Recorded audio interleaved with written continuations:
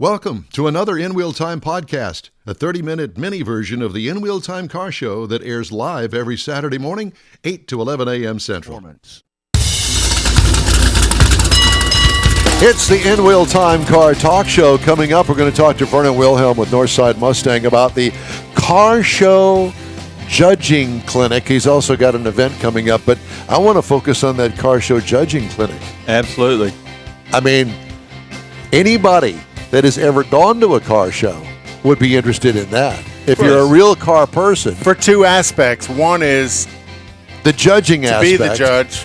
But also to go to a car show and see what the judges are looking for, right. And then you can be your own judge, or you can take the information back to your club and say, look at this, we've got this, and I've got the info, I know how to do it, all of that sort of thing. Why did he pick that one over that one? Yeah, what makes that one better? That's right.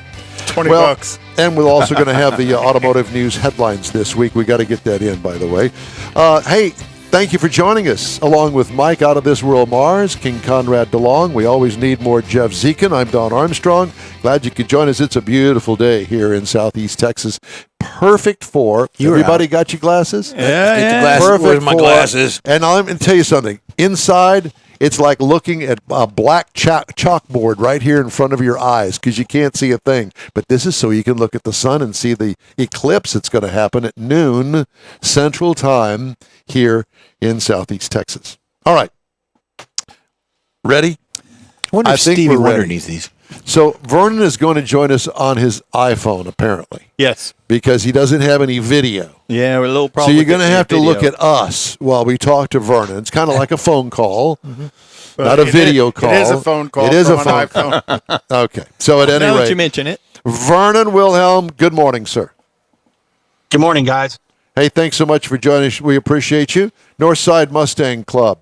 This is a Randy Weldon kind of a thing with Randy.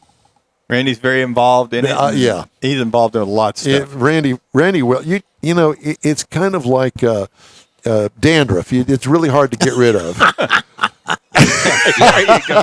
I don't know where it's always there. Got to have hair to have dandruff, Don. I'm out. You're out. Well, no, you're not. So is Randy. So exactly. So you guys have an event coming up here pretty quick. Yes, we got an event coming up on November 4th. Right now, we're right at about 80 vehicles already registered for the show. We expect probably at least that amount coming in. So we're probably looking at around 150 cars at this event is our hopes. And what is the event? Is it strictly a Mustang event? No, this is an open event. There's 45 classes all the way from the Chevys, Dodge, imports, Fords, everything is there. We have a little bit of everything. Matter of fact, we even have a place for that electric car. Really? Wow. Okay. So you got 45 classes. How many It's judges? in the back, but they got a place for it. How many judges are you using? We'll probably have 10 to 12 judges at the show. Good. And you're going to have them split up for specialty stuff, for this bunch of judges for these classes of cars, and then this bunch for a different class, that kind of thing? Yes, we do not. The way that I set up these shows are a judge will only judge this one class, and he will judge the same class so that class is getting the fairness from one judge and his perspective of the vehicle throughout there. We don't have two people doing two different class or the same class. Otherwise, we get a little bit of range on personal preferences and things like that. So we try to keep that to the one judge throughout the entire show. So if you've got 12 cars in the class, that means that one judge is going to have 11 guys going after him out of the parking lot because they well, it's better than 125, though. Well, there's that. I'm just teasing. I know how it works. Yeah, I get it. So that's going to be on November the 4th. Is that right? Yes, from 9 till 2. We'll have the awards at 2. We actually have indoor parking. Indoor parking, when we put this on the website, in 2 weeks, indoor parking was gone.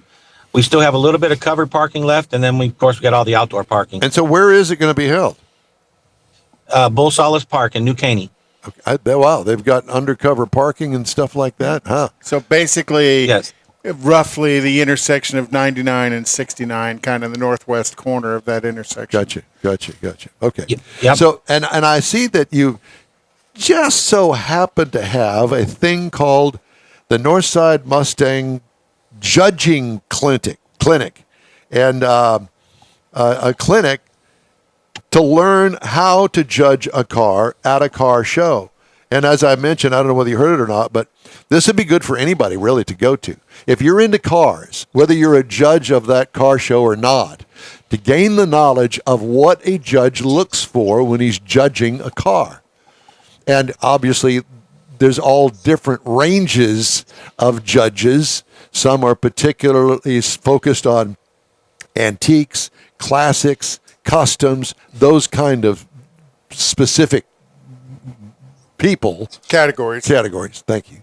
You're welcome. But it would be good for anybody to go to. But yeah, there's also, there is the training also, not besides just the stuff that you're looking for, whether it be cleanliness, workmanship, creativity, the stories behind the vehicle from the owners. But you're also, we want to go over the etiquette on how to judge a car. How do you correspond with the car owner? Those kind of things. You want to understand, how many miles has the guy driven his car? What does he put behind it? Those kind of things. We want to, understand when we talk to them, the story behind the car a little bit there. So and let them understand, introduce ourselves, make them understand what we've got going on, where and what we're going to be doing. And then of course, when you finish, you'll thank him for bringing his car, and beautiful car, those kind of things. Those are the kind of things. There's more to it than just the actual going out there and actually going over the car. I mean, because we want these people to continue coming back to these shows, and whether it's ours or anybody else's show, and they're not going to do that if they're not treated fairly. Well, I have to tell you that I'm a big fan of Wayne Carini, and I was watching. They had taken a car that he had to a very prestigious, I don't know whether it was Pebble Beach, one of those really prestigious shows.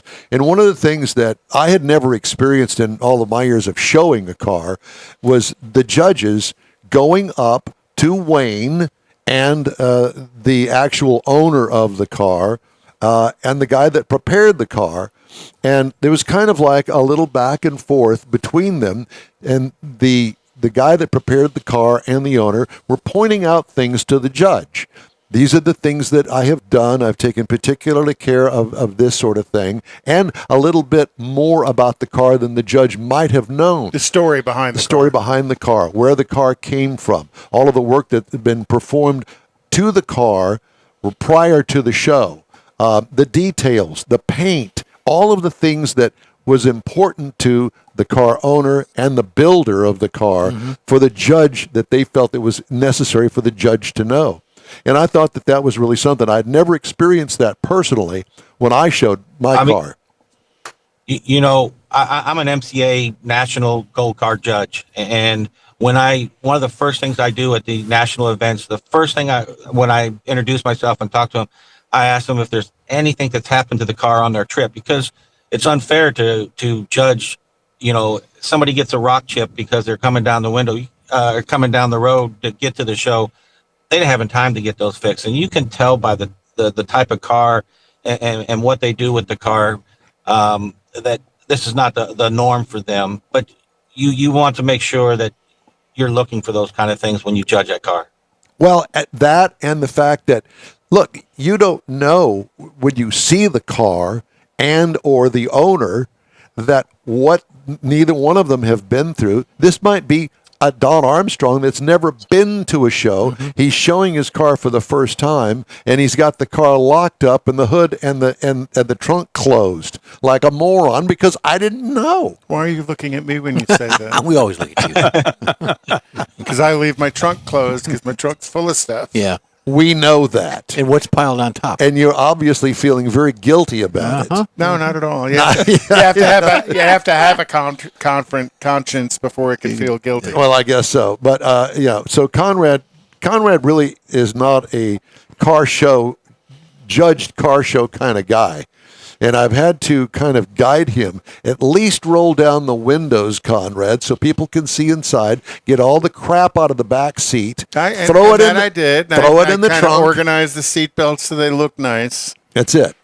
Because you get those things when you go to a car show, but just like, well, how do I apply that to my car? Well, this is how. Okay. And that's something that we talked to the owners. I might last car show up in Silsbee, judging. There was an individual that brought his Jeep in, and he didn't have the hood open. And I explained to him, just went over with him and said, "Look," he goes, "Well, it's not clean." I said, "Well, lift the hood. You get some points. A closed hood gets you 0 points. An open hood, maybe you only come out, instead of the 10 points, you only get 5 points or 6 points because you didn't get to that part of cleaning, but you still got some points." Correct. True. Yeah. And not only that, but if you open the hood, if you've done nothing to it, it gets points just because it's a stock engine. It gets points. And if you're, Yes. you have the desire to, you might actually go in there and clean it up a little bit so it looks a little bit better. Get you some kerosene on a rag and go over the stuff. Yeah, wipe the stuff off. But that also helps the show because people want to see what's he got under that hood. Yeah. And like if it's a Jeep and it's a little dirty, people look at it, it's a Jeep. It's supposed to be dirty. Yeah. If it's got some off-road mud caked up underneath the hood, that's okay. Yeah. From a spectator's perspective, so which all enhances the show as well as the judging. I've actually seen a Jeep shown that it looked like it just came off the Rubicon with mud up and down the side There you of it. And then it's same thing under the hood. Exactly. And, I don't know whether they got points for that, but whatever the case may be, it certainly made the point that it's an off-road vehicle. Yes, and they're the spectators, the kids, they're coming to see that kind of stuff, and they'd rather see that dirt on the car on something like that. Sure, it's no different really than an original car that has a very heavy patina on it because it sat out in somebody's backyard for 20 years. Correct. So Vernon, let me ask you this, because we've seen this. What happens when a guy shows up with a barn find, a true barn find, and he hasn't washed it? He wants to leave it exactly like he found it. And we ran across this with a Mustang one time down at the airport. And Ellington, he still had cobwebs inside the Krager wheels. I remember that car. Yeah. Yes. So is there a way to judge something like that other than just being in awe of the fact that it still exists? Yeah, I mean that's another conversation you have with the owner, because the things that you're looking for on a show like that. I mean, it's almost you run into those shows that will have under registration or originals or things like that. It almost has to have the same class, because if you're not judging fairly across the board, it is really, really hard. But I'm like you, or that owner, because I also seen the car. I'm not changing it. I want it the way that it is, right. The way that I found it.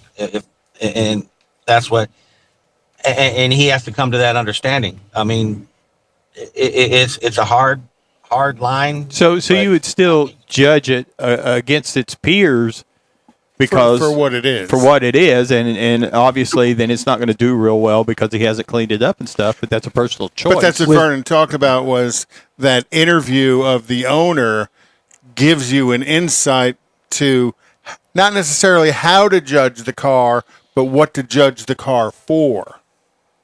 Is that correct, Vernon? Yes, and you got to look at somebody like that, to own a car like that.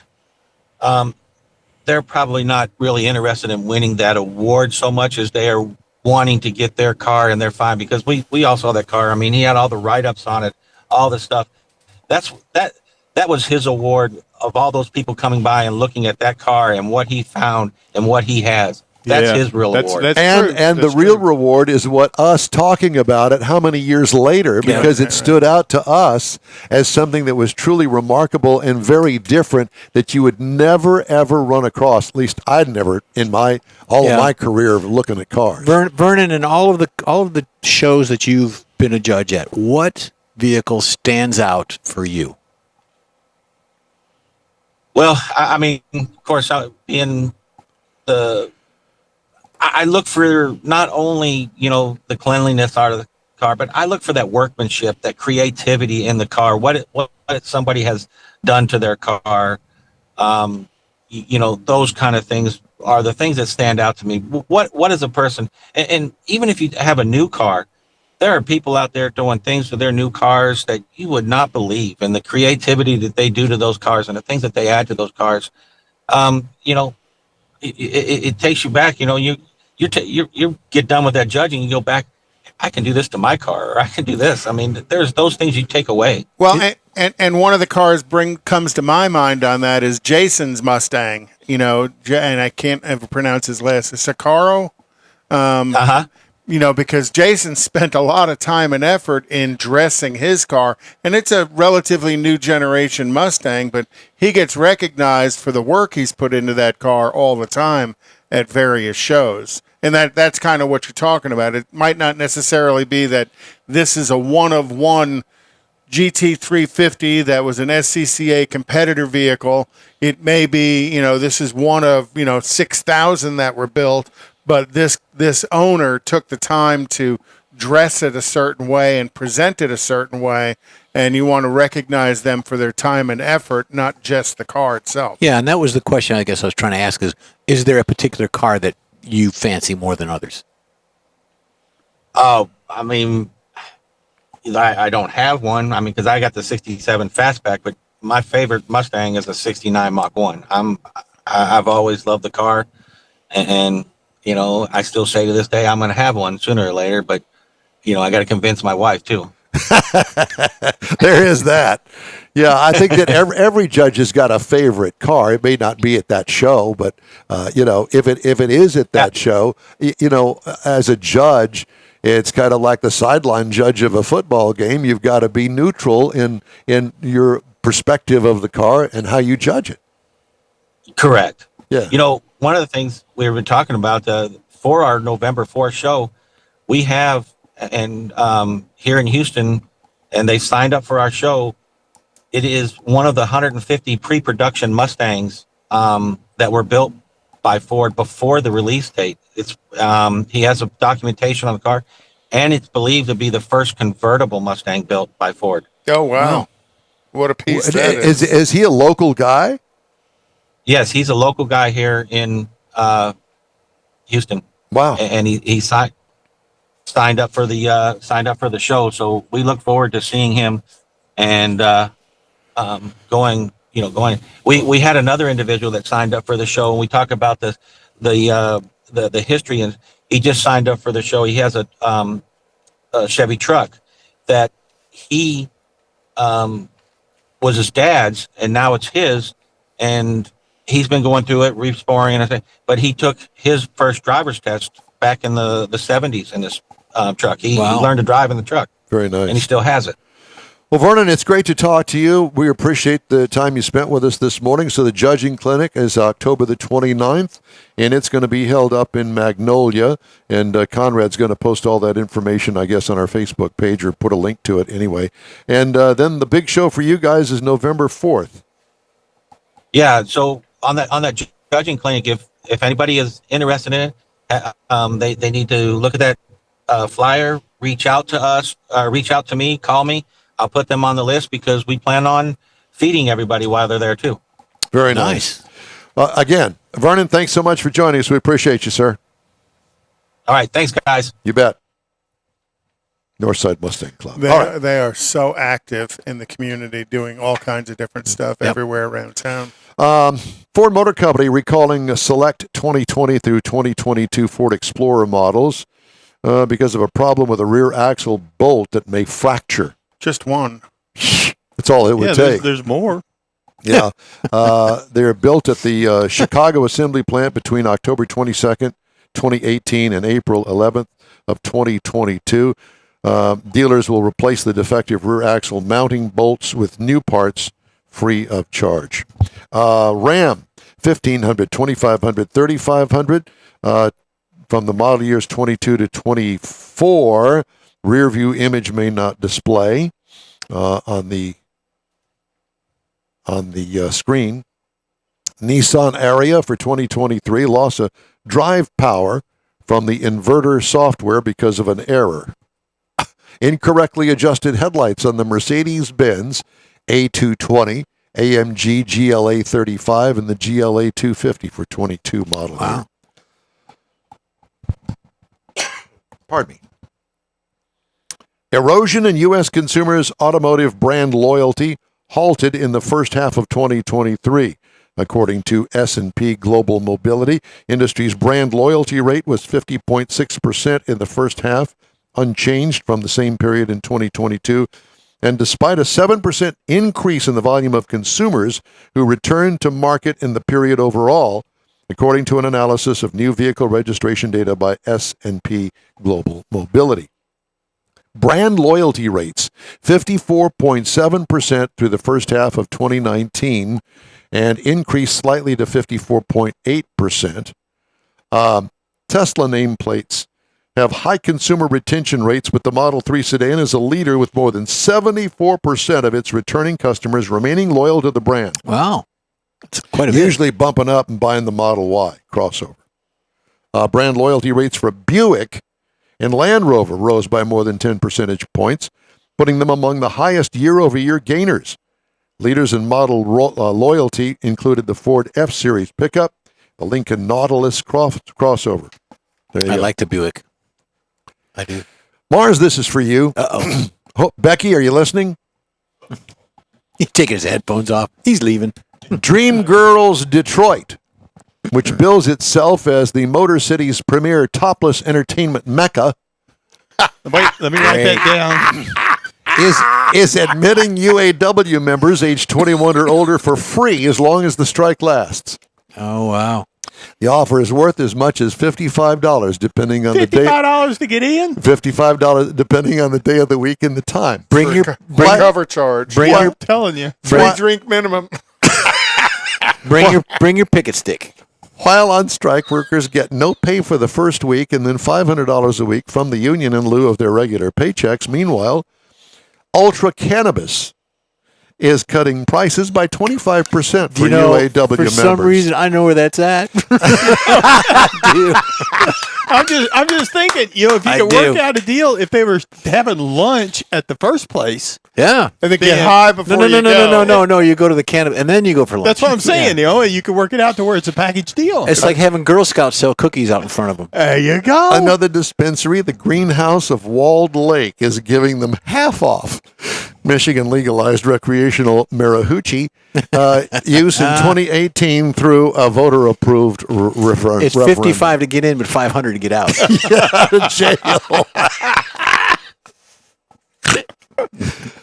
Oh, God. So you can go stand there on the picket sign and wonder, what the hell am I doing here? Exactly. I'm hungry. Yeah. And then DoorDash for There you go. Uber food. for wings Uber and Eats. beer. They've been handing out Doritos. All 85 scholarship players on the University of Utah's football team are getting a Ram 1500 Bighorn pickup Oh, wow. to drive in one of the largest marketing deals with college athletes since such arrangements became allowed 2 years ago. The deal is worth about $6 million, including insurance. The organization has raised about half that since May and aims to have the rest of it by December. The $61,000 trucks are being leased through Ken Garf Automotive Group, which can then sell them to retail customers after a year. Players returning to the team each year would then get new trucks as long as the deal continues. Garf, who chairs the Crimson Collective Board, led the project in partnership with FTW 360, the creator of Utah Athletics' new streaming app. Each truck is wrapped with an ad for the app. Mars, there is our new marketing plan. Many members of the Garf family, including founder Ken Garf, are Utah alumni. And Ken Garf has got stores here in the Houston market. It's a large. Quite a few of them large- here in the Houston market. Yeah. Yeah, I'm just thinking, which high school or junior high could we get to? 'Cause No, we I can't get think to this is university. college, but I don't. But even that, I'm not sure I'd want to drive one of those trucks after those boys have Yeah. had. Well, As you you get say. the AI camera, and you'll be okay. Well, there you go. There's that. Don't. Only if you could watch. You would. He had to go there, ladies did. and He gentlemen. always does. Speaking of munchies, About 39% of parts suppliers surveyed by the Motor and Equipment Manufacturers Association this week said they have laid off workers because of the UAW strike against the Detroit Three. That's a higher figure than the association reported in its previous survey 2 weeks ago, when around 30% of respondents said they were forced to lay off workers. It's unclear if the layoffs are limited to the U.S. So the strike is affecting everybody across the board on all of the suppliers. And remember, car manufacturers are really car assemblers. They don't make anything for the most part. There is an exception to the rule throughout the industry, one being the Toyota manufacturing plant, I think it's in northern Mississippi, that they actually stamp their own parts. Ford body. still did some of Yeah, I that. think there's a lot of stamping still goes on at different assembly plants. Yeah. Yeah. Think So, so. at anyway, so there's the exception to the rule on that. And let's see. Do I want to get this? You got about a in? minute. Yeah, I know. So let me do this. There's been a Texas-sized Holden Lexus lineup for a very long time, according to the brand and its dealers, when the aptly named Lexus TX crossover considered it officially plugged now. Not only will the TX be the largest Lexus on sale globally as it begins to arrive in dealerships this month, but it's also intended to attract and keep younger buyers as their families grow and they need to carry more and more passengers. And while the UAW is on strike and you can't buy a Suburban or an Expedition, you can go get a Lexus Yeah. TX. So there's that. Well, they had that at Constellation Field, the Lexus event. It was going on right now. Well, it was all week. Yeah. 24 Lexus TX will come in 3 trims, standard, premium, and luxury, and 3 powertrains. 2.4-liter turbo gasoline that is going to get 275 horsepower. The 2.4-liter inline 4 produces 366 horsepower, and the 550H Plus plug-in hybrid, it's going to get 406 horsepower. So there's something to look forward to if you're a Lexus fan. It's Okay. about the size of a Tahoe. Quick break now. We'll be right back. You're on the In Wheel Time Car Talk Show. Thanks for being with us today. The original group of Loopy Tortilla restaurants will have you telling your family and friends just what the original recipes mean when it comes to the best fajitas in Southeast Texas. Founder Stan Holt invites you to visit the original Loopy Tortilla near I-10 and Highway 6. Here's the original house that inspired the design of all the rest and the original charm that helped make Loopy Tortilla the go-to destination for Houston Tex-Mex. Speaking of original, nothing can compete with the original lime pepper marinade that everyone will agree makes Loopy Tortilla award-winning beef fajitas the best anywhere. Loopy Tortilla Katy is another location that gives you the same quality and service Houstonians have come to expect at Loopy's. It's located just off I-10 and the Grand Parkway at Kingsland Boulevard in Katy. Find yourself in Aggie Land? Head to the Loopy Tortilla in College Station, located just around the corner from Kyle Field. It's a great place to enjoy those famous frozen margaritas before or after the game.